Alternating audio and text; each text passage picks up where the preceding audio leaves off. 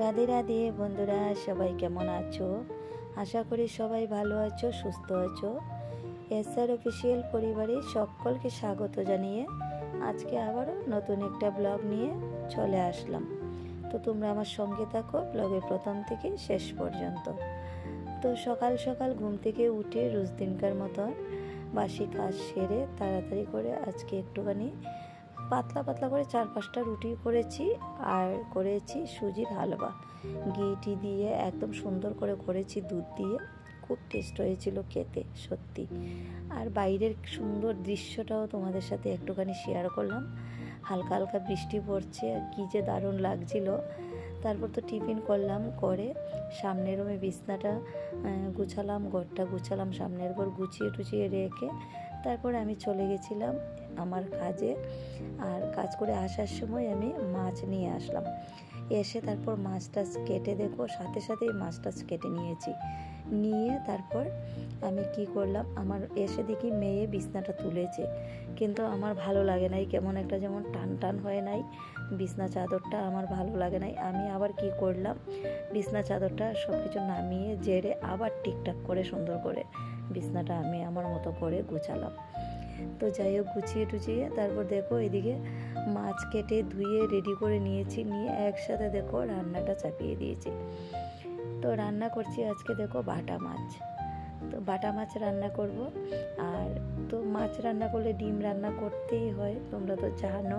আমার দীপ বাবা খায় না, দীপের জন্য আমার ডিম করতে হয়। তো এদিকে আমি মাছটা ভেজে আরও টুকিটাকি কাজ ছিল কিছু করলাম, করে এইদিকে ভাতটা চাপিয়েছিলাম, ভাত হয়ে গেছে।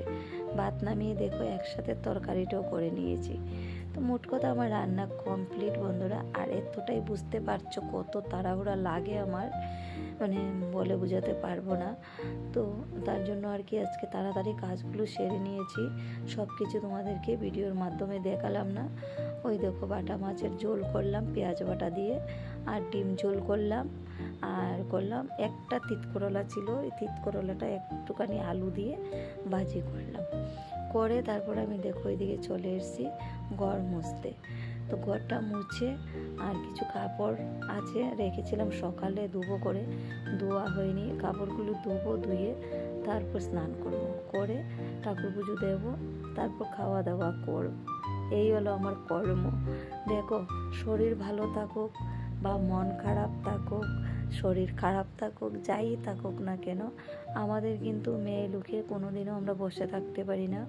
আমাদের সংসারের কাজকর্মগুলো কিন্তু আমাদের করতেই হয়, যেভাবেই হোক। আমরা কিন্তু পারি না, শরীর ভালো না বলে কিন্তু আমরা বিছানায় শুয়ে থাকতে পারি না, জানি না কেন। একটা যেমন দেখবে তো, শুধু আমার ক্ষেত্রে নয়, আমাদের সব মেয়ে লোকদের জন্যই বলছি আমি কথাটা। সবারই মনে এমনই হয়, ছেলে মানুষ পারে, ওদের যদি শরীরটা খারাপ করে শুয়ে থাকতে পারে, কিন্তু আমরা কিন্তু পারি না।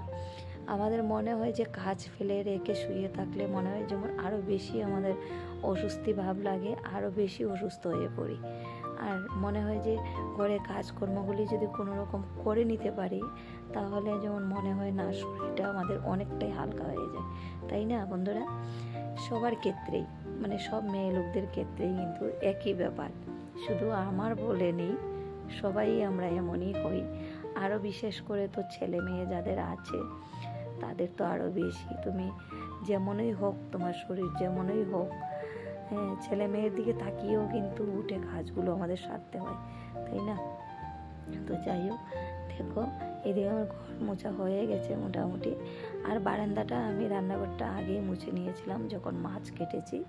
মাছ কেটে কিছু চায়ের বাসন ছিল, ধুলাম, ধুয়ে তারপর ওই রান্নাঘরটা মুছে নিয়েছিলাম, নিয়ে আবার সামনে করিডোরটাও একটুখানি ঝাড় দিয়েছি।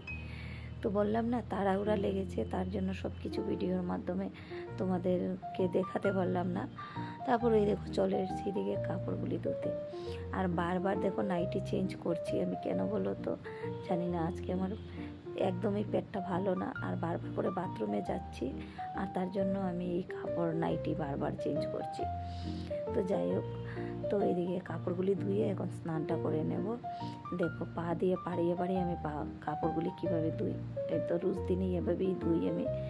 আর বেশি ময়লা না, একদম মানে বাসি কাপড় তো তার জন্য একটু ধুয়ে দিচ্ছি, এতটা নোংরা হয়নি। তারপর তো খাওয়া দাওয়া করে বিকেলে অনেকক্ষণ রেস্ট নিয়েছি আজকে, জানো তো বন্ধুরা, অনেক দিন পর। তারপরে এই যে সন্ধ্যার সময় মেয়ে গেছিলো ওর বান্ধবীর সাথে, মানে ও গেছে মানে পূজার কিছু ড্রেস বেস কিনবে, তো ওকে বলছে যাওয়ার জন্য।